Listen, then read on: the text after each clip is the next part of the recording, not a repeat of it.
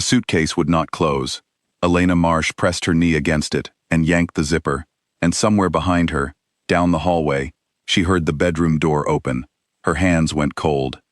She zipped the bag in one motion, grabbed her keys from the counter, and did not look back at the man standing in the doorway with his arms crossed and his voice already rising. She was out the door before he finished her name. The drive out of the city took 4 hours. Elena did not stop until the gas gauge blinked red and her eyes burned from staring at the same stretch of highway. She checked into a motel under a name that was almost hers, slept for 6 hours, and woke up with a plan that had exactly one step: find an apartment, sign the lease, and never give Derek Voss her new address. The apartment she found was on the 3rd floor of a converted brick building in a quiet part of town, the kind of street with trimmed hedges and neighbors who nodded instead of talking. The landlord, an older woman named Carol, handed her the keys without asking questions, which Elena appreciated more than she could say. She carried her boxes up the stairs herself, 3 trips, her arms shaking by the last one, and when she finally sat down on the bare floor of her new living room, she let herself cry for the first time in 2 years. She met her neighbor on the 4th day. She was struggling with a bookshelf in the hallway, trying to angle it through her door without scraping the frame, when a voice behind her offered to help. She turned and saw a man standing in the doorway across the hall, tall, dark-haired, dressed simply in a gray sweater despite the warm afternoon. He introduced himself as Adrian Cross. His handshake was firm and brief. He lifted the other end of the bookshelf without being asked twice, and together they maneuvered it inside. "You just moved in," he said. It was not a question. 4 days ago. She wiped her hands on her jeans. "Elena." "Elena," he said, her name like he was filing it away somewhere. "If you need anything, I'm right across the hall." She thanked him and closed the door, and for a moment she stood with her back against it, feeling the strange calm that had settled in her chest. It was not the calm of safety. It was the calm of noticing something and not yet knowing what to do with it. Over the next 2 weeks, Elena built a life out of small routines. She got a job at a bookstore 3 blocks from the apartment, the kind of job that asked nothing of her except showing up on time and being pleasant to strangers. She learned the names of the baristas at the coffee shop on the corner. She stopped flinching every time a car door slammed outside her window. Slowly, carefully, she let herself believe that Derek did not know where she was. Adrian became a quiet fixture in her days. He was never intrusive, never overly familiar. He left a spare umbrella outside her door on a rainy morning, without a note.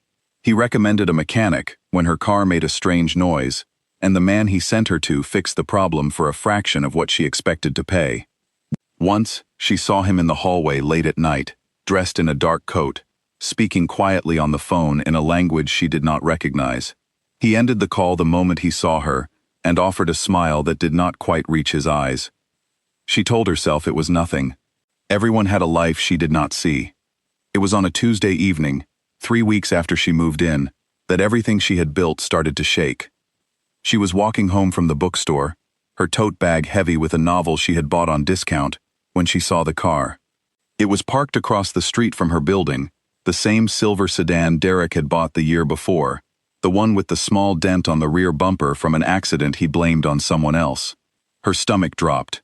She stopped walking, frozen on the sidewalk, willing her eyes to be wrong. The driver's door opened, and Derek stepped out. He looked the same as he always had, neat and controlled, the kind of handsome that made people trust him before he opened his mouth. He crossed the street toward her with the easy confidence of a man who believed he was owed something. "You didn't think I'd find you," he said. It was not a greeting. Elena's voice came out smaller than she wanted. "How did you get this address?" "Doesn't matter." He stepped closer, close enough that she could smell the cologne she used to buy him for his birthday. "You embarrassed me, Elena, running off in the night like some kind of criminal. People ask questions. I had to explain myself. I don't owe you an explanation. You owe me a conversation. That's all I want." A conversation. His hand closed around her wrist, not hard, but firm enough that she felt the old, familiar fear rise up her spine like ice water. "Let go of me." "Elena." "She asked you to let go." The voice came from behind her, calm and even, and Elena turned to see Adrian standing a few feet away, hands in his coat pockets, expression unreadable. Derek's grip loosened slightly, though he did not release her wrist. "This isn't your business," Derek said. "You're standing on my street, holding on to a woman who asked you to stop," Adrian said. "I'm making it my business."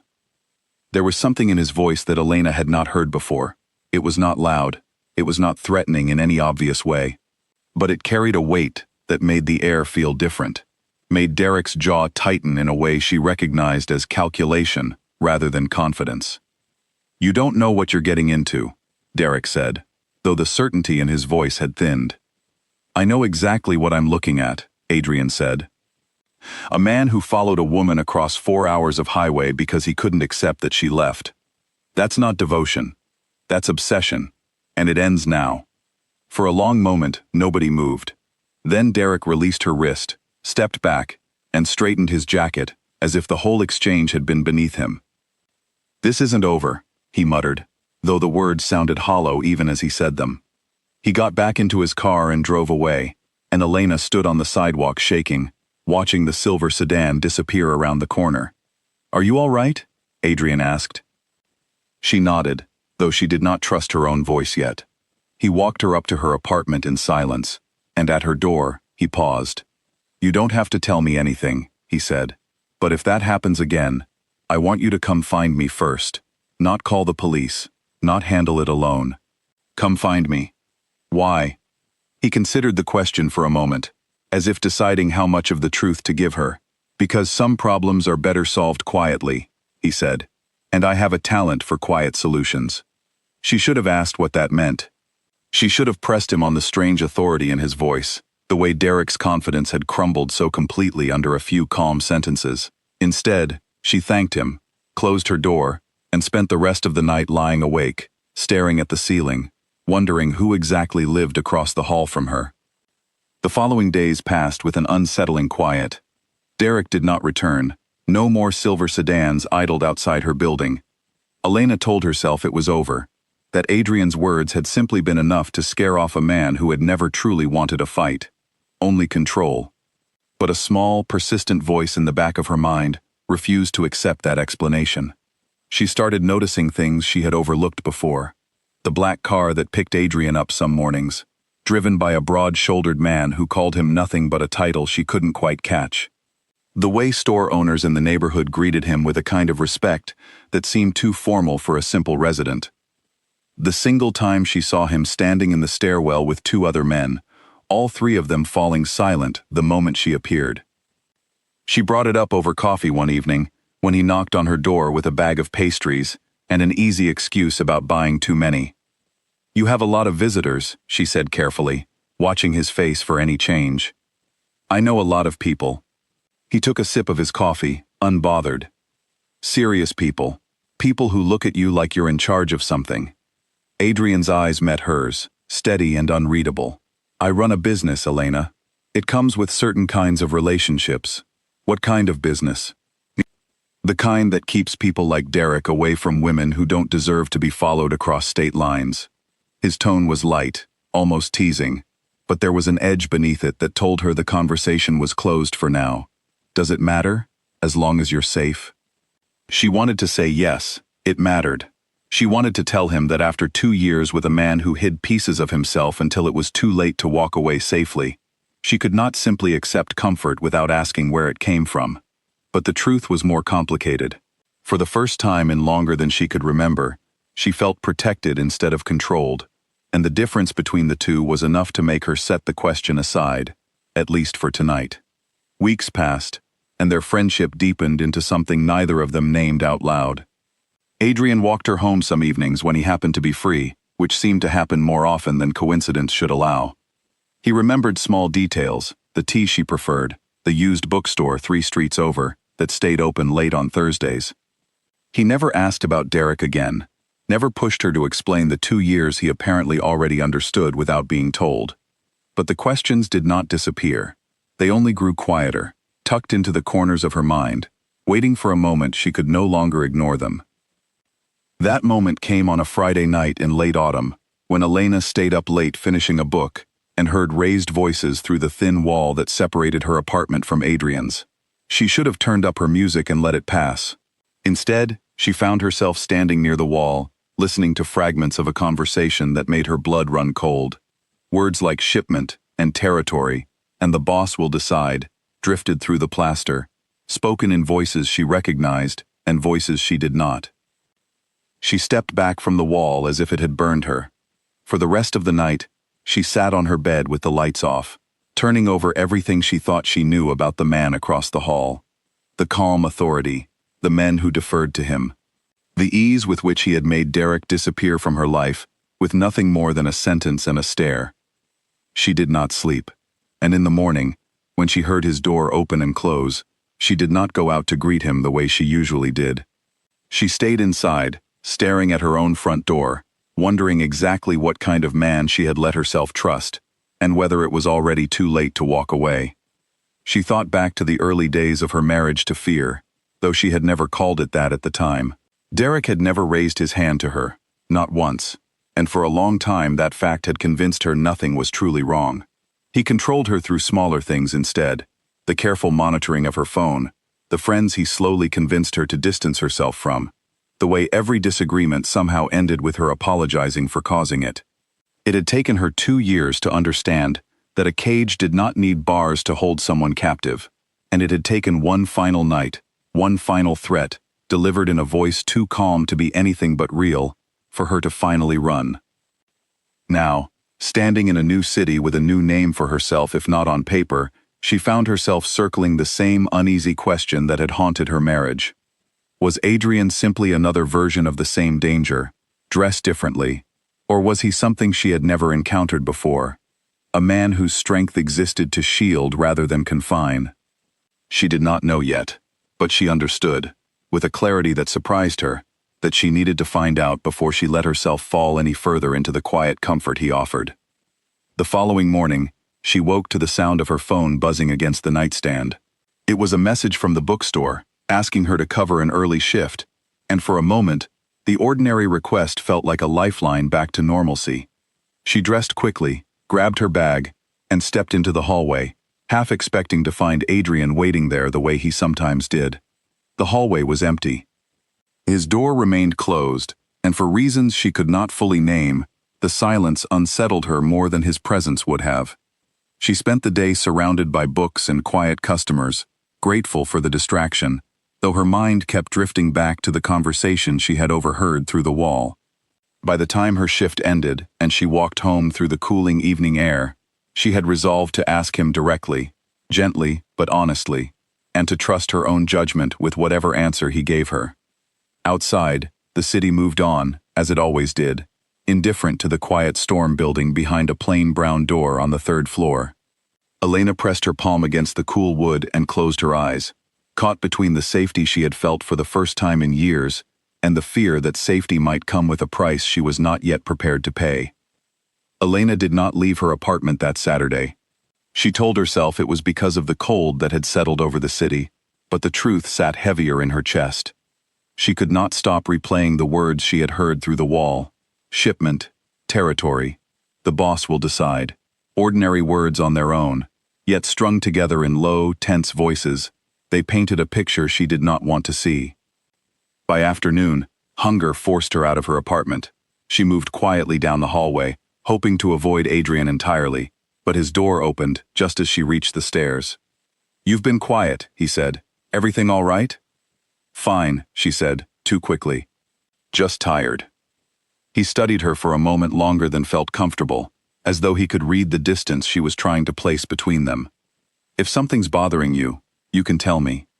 "I'm fine, Adrian." She kept walking, and to her relief, he did not follow.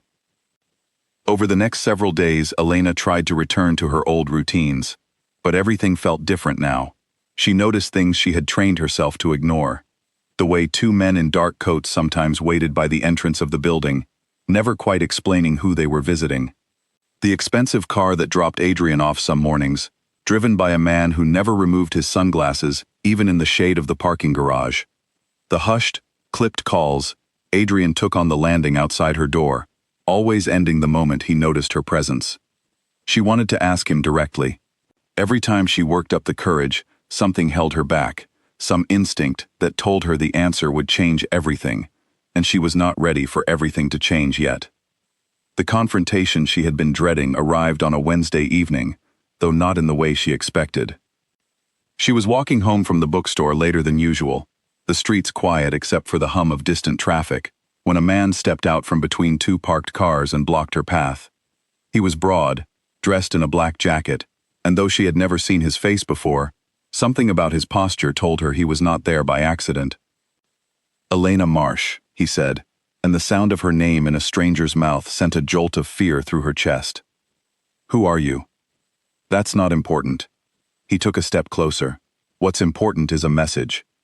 Tell your friend Adrian Cross that Marcus Vane sends his regards. Tell him the deadline hasn't moved, and next time, the reminder won't be so polite." Before she could respond, he turned and disappeared into the dark, leaving her standing frozen on the sidewalk, her heart hammering against her ribs. She did not remember climbing the stairs to her building.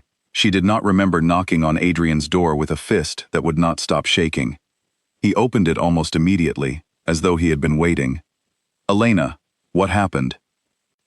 "A man stopped me," she said, the words tumbling out faster than she could organize them. "He knew my name. He said to tell you that Marcus Vane sends his regards, and the deadline hasn't moved, and next time it won't be so polite."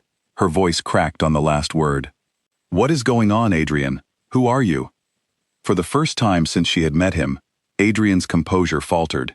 He stepped aside and gestured for her to come in, his expression a mixture of anger and something that looked almost like guilt. "Sit down," he said, "please." She did not sit. "I heard you through the wall last week. Shipments, territory. Someone called you the boss. I've spent 2 years learning to notice when a man is hiding something, and you are hiding something enormous." Adrian exhaled slowly, running a hand through his hair. "I run a business that isn't entirely legal," he said finally. "I won't lie to you, and call it something softer than it is. I have people who work for me, people who answer to me, and enemies who would very much like to see that change. Marcus Vane is one of them." "A criminal enemy," Elena said, her voice hollow. "You're telling me you're some kind of criminal." "I'm telling you the truth, because you deserve it more than anyone in my life right now." He met her eyes, unflinching. "Everything else I've shown you, the way I've treated you, the way I stepped in when Derek put his hands on you, that part was never a lie." Elena sank onto the edge of the couch, her legs no longer willing to hold her. Derek disappeared so completely after that night. "That wasn't luck, was it?" "No," Adrian admitted, "it wasn't." "What did you do to him?" "I made it clear that returning to this street would cost him more than his pride." Adrian's voice was steady, almost gentle, but there was iron beneath it. "I never laid a hand on him, Elena. I don't need to. Men like Derek understand consequences better than they understand kindness." She wanted to be angry. Some part of her was angry, furious even, that the safety she had felt was built on a foundation she had not chosen and did not fully understand. But another part of her, the part that remembered 2 years of quiet threats disguised as love, felt something close to relief that someone in her life finally used power to protect rather than to control. "I need time," she said quietly. "I can't just accept this." "I'm not asking you to accept anything tonight." Adrian's voice softened. "I'm asking you to be careful. Marcus Vane doesn't make threats without intending to follow through, and if he knows your name, it means he's already decided you matter to me. That makes you a target, whether either of us wants that or not." The words settled over her like a shadow.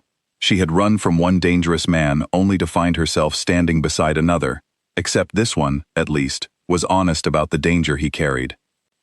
Over the following days, Adrian became more present in her life, not less. He insisted on walking her to work and back, a request she resented at first, and then found herself grateful for, as she noticed the same dark sedan pass her street twice in one afternoon.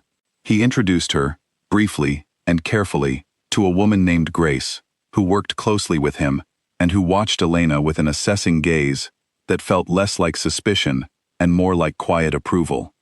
"He doesn't usually let people this close," Grace told her one afternoon, when Adrian had stepped away to take a call. "Whatever you are to him, it matters more than he's willing to say out loud." "I don't know what I am to him," Elena admitted. I don't know what I'm supposed to be, given everything. That's the wrong question, Grace said. The right question is what you want to be. Adrian doesn't force people into his world. He protects the ones who choose to stay near it. The words stayed with Elena long after Grace left. She thought about Derek, about the years she had spent shrinking herself to fit inside the boundaries he set, mistaking control for love because she had never known the difference. She thought about Adrian, about the calm authority that had never once been directed at her, only ever used to shield her. It was not the same. She was beginning to understand that much, even if she was not yet ready to trust it completely. The following week, the threats grew more direct. A note appeared under her apartment door, unsigned, containing nothing but a single line. Tell your boss his time is running out. Elena brought it to Adrian immediately, her hands steady this time, her fear tempered by something closer to resolve. This isn't going away, is it? She said. No, Adrian admitted, studying the note with a grim expression. Marcus wants to force my hand before a deal closes at the end of the month. He knows pressuring you will do that faster than pressuring me directly. Then let me help. Adrian looked up, surprised. Elena, this isn't your fight. It became my fight the moment a stranger said my name on the street, she said. I spent 2 years being protected in ways that actually meant being controlled. I'm not interested in trading one version of that for another. If I'm going to be part of the danger in your life, I want to understand it, not be shielded from it like something fragile. For a long moment, Adrian said nothing, studying her with an expression she could not quite name. Then, slowly, he nodded. All right, he said. Then let me tell you exactly what we're dealing with, and exactly what it will take to make Marcus Vane regret ever learning your name. The conversation that followed lasted late into the night, and by the time it ended, Elena understood more about Adrian's world than she had ever expected to learn, and more importantly, she understood her own place within it. She was not a bystander anymore. She was not going to be a hostage to fear the way she had been with Derek. Whatever came next, she intended to face it with her eyes open, standing beside a man who, for all his danger, had never once asked her to be smaller than she was. Before she left his apartment that night, Adrian walked her to the door, his hand resting briefly against the frame, as though reluctant to let the conversation end. I need you to understand something, he said. The world I live in doesn't forgive mistakes easily. If you choose to stay close to me, there will be moments of real danger, not the kind you can walk away from with an apology and a locked door. I won't pretend otherwise, not to you. I've lived with a different kind of danger for 2 years, Elena said. The kind that hides behind smiles and quiet dinners, and slowly convinces you that you're the problem. I know what it costs to stay somewhere out of fear. I'm not interested in doing that again, with you or with anyone. This is different, he said. This isn't fear keeping you here. No, she agreed. It isn't. They stood there for a moment longer, the space between them charged with everything neither of them had said aloud yet, before she finally stepped back into the hallway and returned to her own apartment. She did not sleep easily that night, her mind turning over every detail Adrian had shared, weighing the danger against the strange, steady comfort she felt whenever he was near. She thought of Grace's words, of the idea that Adrian did not force people into his world, but protected those who chose to remain near it, and she found herself, for the first time in years, choosing something difficult with her eyes fully open, rather than drifting into it out of fear or convenience. Outside, the wind picked up, rattling the windows of the old brick building, and somewhere across the city, Marcus Vane made a phone call that would set the next stage of the conflict into motion, unaware that the woman he intended to use as leverage had already decided she would not be anyone's pawn. A black envelope arrived at the bookstore 3 days later, delivered by a courier who left before Elena could ask a single question. Inside was a single photograph, grainy and clearly taken from a distance, showing her walking home from work the previous evening. No note accompanied it. None was needed. She carried the envelope to Adrian's office that afternoon, her pulse steady despite the fear coiling in her stomach. His office occupied the top floor of an unremarkable building downtown, the kind of place that looked like an ordinary accounting firm from the street, and revealed nothing of what actually happened behind its doors. Grace met her at the elevator and led her through without a word, as though she had been expected. Adrian's expression darkened the moment he saw the photograph. "He's escalating," Grace said, standing near the window with her arms crossed. "He wants me to know he can reach her whenever he chooses," Adrian said, setting the photograph down carefully, as though it might shatter. "This isn't about the deal anymore. This is personal." "Then make it personal back," Elena said. Both of them turned to look at her. "I'm not asking you to put me in danger for sport," she continued. "I'm asking you to stop treating me like something that needs to be hidden away in a closet until this is over. I've spent years being managed by men who thought they knew what was best for me, without asking what I actually wanted. I won't do that again, not even with you." Adrian studied her for a long moment, something like respect flickering behind his eyes. "What exactly are you proposing?" "You said Marcus wants to force your hand before the deal closes," Elena said. "That means he needs something from you, some kind of decision only you can make. If he's willing to threaten me to get it, then whatever leverage he thinks he has over you through me, we take it away." "How?" "By making sure I'm never alone anywhere he could reach me, and by giving him a reason to believe threatening me won't work." She took a breath. "Let me be visible, Adrian. Let him see that scaring me only makes you more determined, not less. Right now he thinks I'm a weakness. Show him I'm not." Grace glanced at Adrian with an expression that suggested she agreed, though she said nothing, letting him make the decision. He was quiet for a long moment, weighing the risk against the resolve in Elena's voice. "If we do this," he said finally, "you follow every instruction I give you, without exception. This isn't a negotiation about your independence. It's a matter of keeping you alive." "I can accept that," Elena said, "as long as you stop making decisions about my life without telling me why." It was, in its own strange way, a kind of agreement neither of them had ever reached with anyone else, built on honesty rather than control, danger acknowledged rather than hidden. Over the following 2 weeks, Elena's life took on a rhythm she never imagined for herself. She continued working at the bookstore, but now, a quiet, watchful presence trailed her at a careful distance. A man named Daniel, who Adrian trusted completely, and who Elena grew to appreciate for his easy humor, despite the seriousness of his job. She learned small things, how to recognize when she was being followed, how to vary her route home without making the change obvious, how to trust her instincts when something felt wrong, even if she could not immediately explain why. She also learned more about Adrian himself, pieces of a past he had never shared with anyone outside his closest circle. He had inherited his position young, after his father's sudden death left a vacuum that other, more dangerous men had tried to fill. He had spent a decade building something more careful and more controlled than what he inherited. An organization that avoided unnecessary harm wherever possible, that valued loyalty over fear. It did not erase the danger of his world, but it explained the particular kind of authority he carried, quiet and deliberate rather than loud and reckless. "Why are you telling me all of this?" she asked him one evening, as they sat together in his apartment, the city lights scattered across the dark window behind him.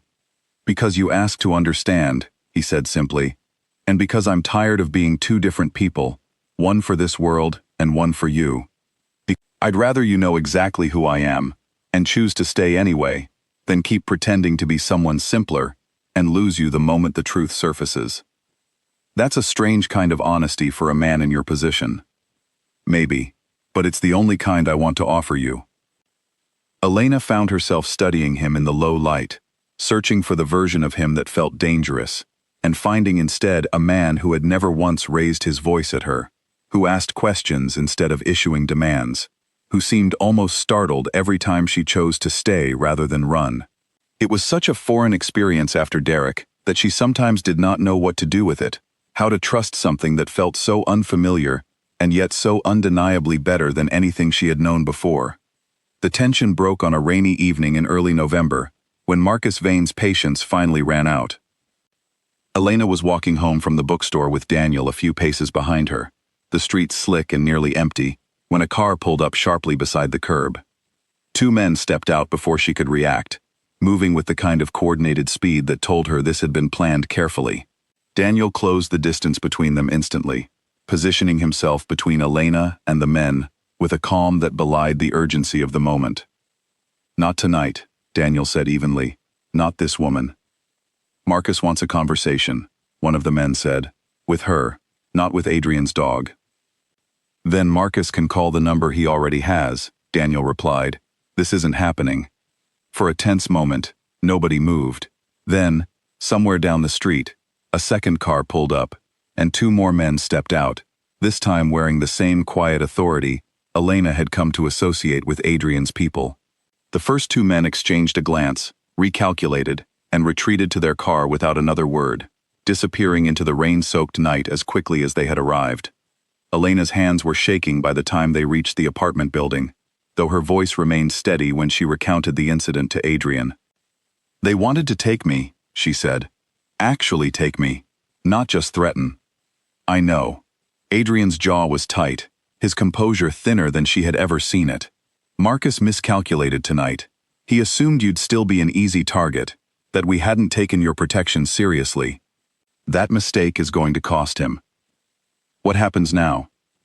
"Now, we stop reacting to him and start making him react to us." Adrian looked at her, something resolute settling into his expression. "I'm meeting with him in 3 days to finalize the deal he's been trying to force. I intend to make it very clear that anyone who comes near you again will not be given a second chance to explain themselves." "I want to be there." "Absolutely not." The refusal came instantly, sharper than anything he had said to her before. "Elena, that meeting will be dangerous in ways I can't fully control. I won't risk you in that room."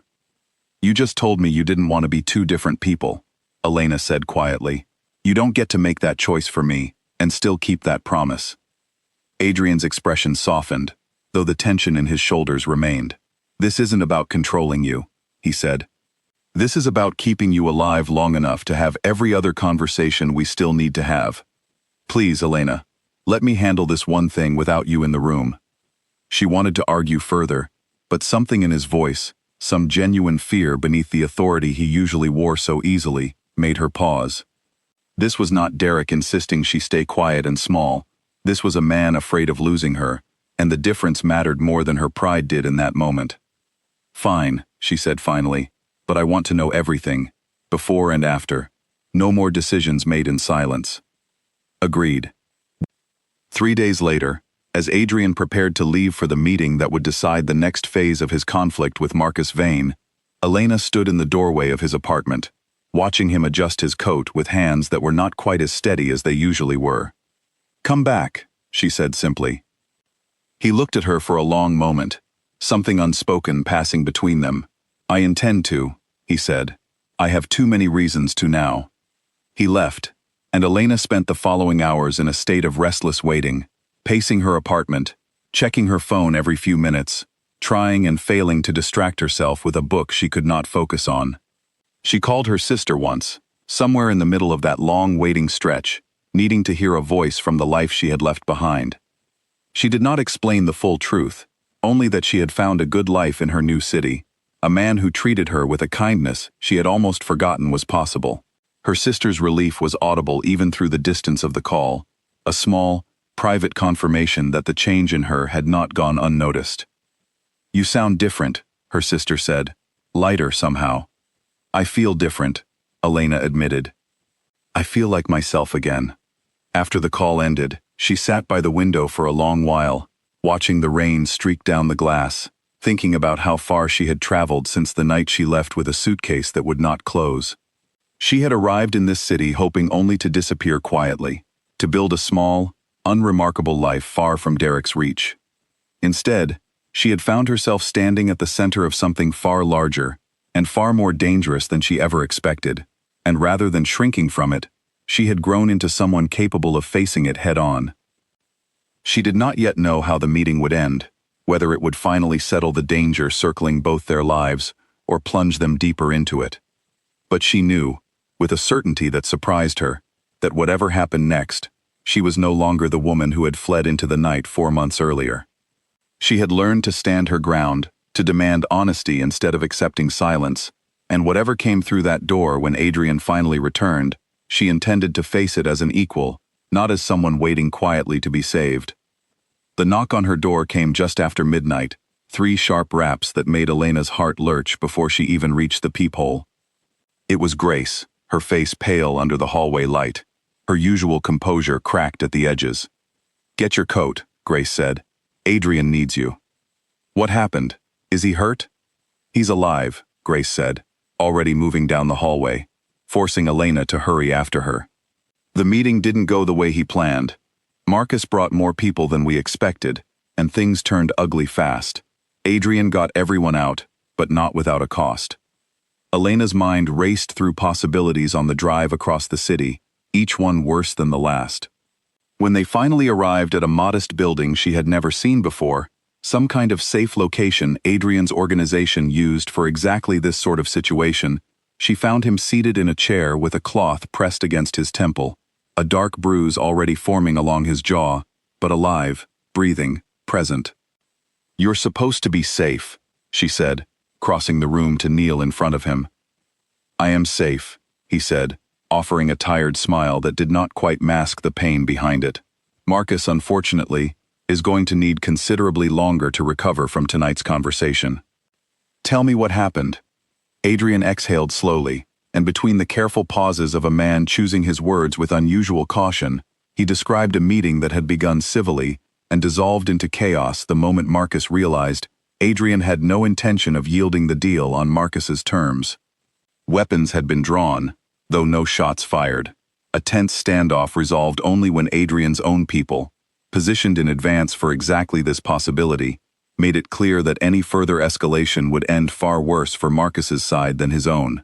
"He knows now that threatening you was a mistake he can't undo," Adrian said. "Word will spread through the right circles by morning. Nobody touches you and walks away without consequence. That message matters more than anything we could have accomplished at that table tonight." "At what cost?" Elena asked, gently touching the bruise along his jaw. "A cost I would pay again, without hesitation." He caught her hand, holding it against his face for a moment. "I told you I intended to come back. I meant it." Over the following days, the tension that had gripped Elena's life for months finally began to loosen, though it did not disappear entirely. Marcus Vane retreated from the city, his operation weakened by the fallout of the failed meeting, his allies quietly distancing themselves from a man who had proven himself reckless enough to target an innocent bystander. It was not a complete resolution, Adrian warned her. Men like Marcus rarely disappeared for good, but it was enough breathing room to imagine a version of her life that did not revolve around checking over her shoulder. Grace visited the following afternoon, bringing a small bag of groceries and a rare, unguarded warmth in her expression. "You held together well last night," she said, setting the bag on the counter. "A lot of people in your position would have fallen apart." "I felt like I was falling apart," Elena admitted. "I just didn't have the luxury of showing it." "That's most of what strength actually looks like," Grace said. "Not the absence of fear, just refusing to let it decide what you do next." The words lingered with Elena for days afterward. She thought of the woman who had once apologized for arguments she had not started, who had shrunk herself smaller and smaller, until there was almost nothing left to protect. That woman would not have survived the last few months. The woman standing in this kitchen, listening to Grace speak with quiet respect rather than pity, was someone new entirely, forged by choice rather than circumstance. Adrian's recovery took the better part of a week, and Elena spent much of it simply present beside him, learning the particular rhythms of his world in quieter moments, the calls he still had to take even while healing, the careful diplomacy required to reassure allies that his organization remained steady despite the confrontation.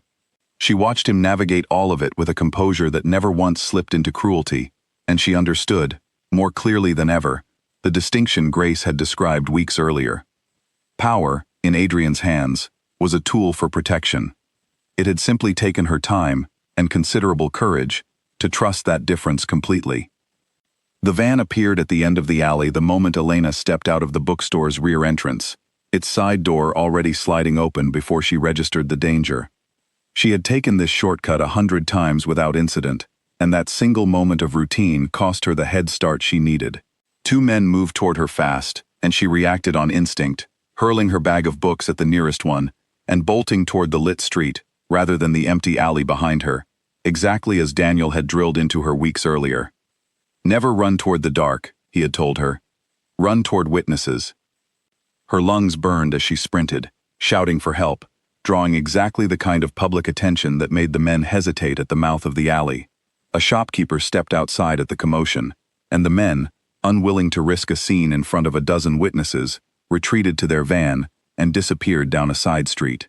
Elena did not stop shaking until Daniel arrived 4 minutes later, breathless from running the last several blocks after her emergency signal reached him. They weren't Marcus's people, Daniel said grimly, once she had caught her breath enough to describe the men.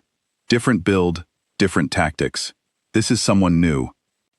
The someone new turned out to be a rival syndicate Adrian had been quietly negotiating against for months, a group led by a man named Victor Kane, who had watched Marcus Vane's failure with interest rather than sympathy, and who had decided that removing Elena from the picture entirely, rather than merely threatening her, might succeed where Marcus's approach had failed.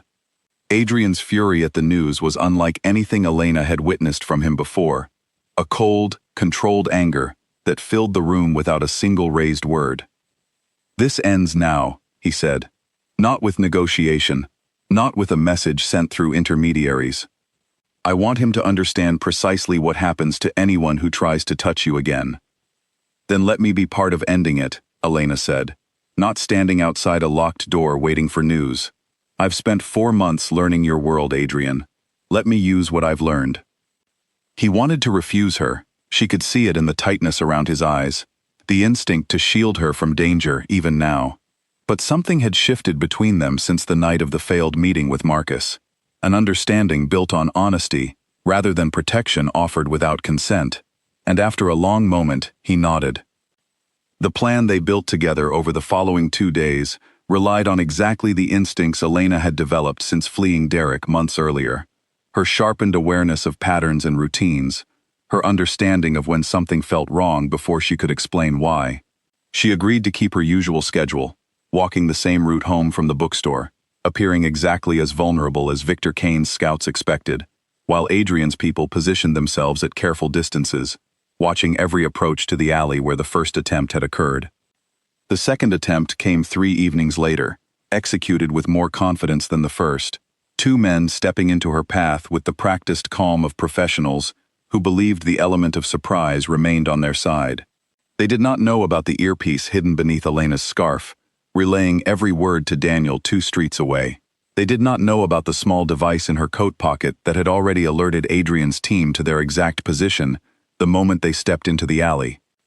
"Come quietly," one of them said, "and nobody gets hurt." "I don't think so," Elena said, and pressed the signal that brought Adrian's people converging on the alley from both ends within seconds, cutting off any retreat before the men fully understood what had happened. Elena backed toward the lit street exactly as she had trained to do, watching as the confrontation resolved swiftly and without the chaos of the earlier meeting with Marcus, precise instead of desperate, controlled instead of reckless. Victor Kane received the message the following morning, delivered not through violence but through the simple, undeniable fact that his men had failed twice against a woman he had assumed would be an easy target, protected by an organization that had anticipated his every move before he made it. Word spread quickly through the same circles that had once whispered about Marcus Vane's downfall, and within a week, Victor Kane's interest in Elena, and in testing Adrian's resolve more broadly, evaporated entirely, unwilling to risk further embarrassment against an operation too well prepared to exploit. "You were magnificent," Grace told her afterward, genuine admiration replacing the careful assessment she had once regarded Elena with. "Most people freeze in that situation. You executed the plan perfectly." "I had a good teacher," Elena said, though she knew the truth ran deeper than any single lesson. She had spent 2 years being taught that her only safety lay in staying small and quiet. It had taken nearly losing herself entirely to learn the opposite lesson, that real safety came from standing firm, from refusing to be anyone's easy target ever again. She used the quiet that followed to think, really think, about what she wanted moving forward. She thought about Derek, about the 2 years she had spent believing love meant surrendering pieces of herself until nothing original remained. She thought about the months since she had run, about the strange, unexpected journey that had led her into a world of danger she never asked for, standing beside a man who, despite everything he was, had never once asked her to be smaller. "I keep waiting to regret this," she admitted to Grace one afternoon, the two of them sharing coffee in the quiet back room of the bookstore during a slow shift. "Everything about this situation should terrify me more than it does." "Maybe you're not scared because you finally trust the person standing beside you," Grace said. "That's different from being reckless, Elena. You've seen exactly what Adrian is capable of, the good and the dangerous parts both, and you're still here. That's not naivety, that's a choice." The words settled into her slowly over the following weeks, taking root alongside a growing certainty that surprised her with its steadiness. She was not the same woman who had fled in the middle of the night with a suitcase that would not close. She had learned to ask hard questions and demand honest answers. She had learned the difference between protection and control, between a man who used his strength to shield her and one who had used it to cage her. She had learned, most importantly, that she was capable of standing her ground even when the stakes were higher than anything she had previously imagined. Adrian noticed the change in her too. He found her one evening on the small balcony of her apartment, watching the city lights flicker on as dusk settled over the streets below. "You've been thinking," he said, joining her at the railing. "About everything," she admitted. "About how strange it is that I feel safer now, surrounded by all of this danger, than I ever did with Derek, in a life that looked ordinary from the outside." "Danger isn't the opposite of safety," Adrian said quietly. "Control is. Derek controlled you by making your world small enough that he could manage every part of it. I never wanted that. I wanted you to see the whole picture, dangerous parts included, and decide for yourself whether you wanted to stay." "And if I told you I'm choosing to stay?" He turned to look at her fully, something vulnerable crossing his usually composed features. "Then I would tell you that no decision has ever mattered more to me." The following month brought its own quiet trials, adjustments neither of them had fully anticipated. Elena learned to navigate a world with its own rules and rhythms, unfamiliar customs of loyalty and discretion that came with being close to a man in Adrian's position. There were dinners with people whose names she learned to remember carefully, conversations conducted with a diplomacy she was still mastering, moments when the weight of what she had chosen settled over her with unexpected heaviness. But there were also moments of genuine joy, quiet mornings that felt entirely ordinary, laughter shared over simple meals, a partnership built on choices made in the open rather than secrets buried for survival. One evening, as the two of them shared a quiet dinner in his apartment, Adrian set down his fork and studied her with an expression she had come to recognize as the precursor to something important. "I want to ask you something," he said, "and I want you to know you can say no without any consequence to what we have. Ask. Move in with me, properly, not just as a neighbor who happens to spend most evenings here." He held her gaze steadily. "I know what that means, given everything you know about my life now. I'm not asking you to pretend the danger doesn't exist. I'm asking you to choose it with open eyes, the same way you've been choosing everything else these past months." Elena thought of the suitcase that would not close, of the 4-hour drive into an uncertain future, of the version of herself who had believed safety meant disappearing quietly and asking for nothing. She thought of everything she had learned since then, about herself, about strength, about the difference between fear and genuine danger, between control disguised as love and protection offered freely. "Yes," she said, and meant it completely. Marcus Vane did not disappear entirely from their lives in the months that followed, his presence lingering at the edges like a storm that had weakened but not fully passed. There would be other challenges, other nights of tension and careful strategy, other moments when Elena would have to decide, again and again, whether the life she had chosen was worth its particular dangers. But she faced each of those moments differently than she once might have, not as a victim waiting to be rescued, but as a woman standing firmly beside the man she had chosen, fully aware of who he was, and exactly what that meant. Late that night, as the city settled into its familiar quiet hum outside their window, Elena lay awake beside Adrian, thinking of the woman who had once fled into darkness with nothing but a suitcase and a desperate hope for safety. That woman had found something far more complicated and far more real than safety alone. She had found a version of strength she never knew she possessed, a partnership built on truth rather than fear, and a life that, despite every danger it carried, finally felt entirely her own.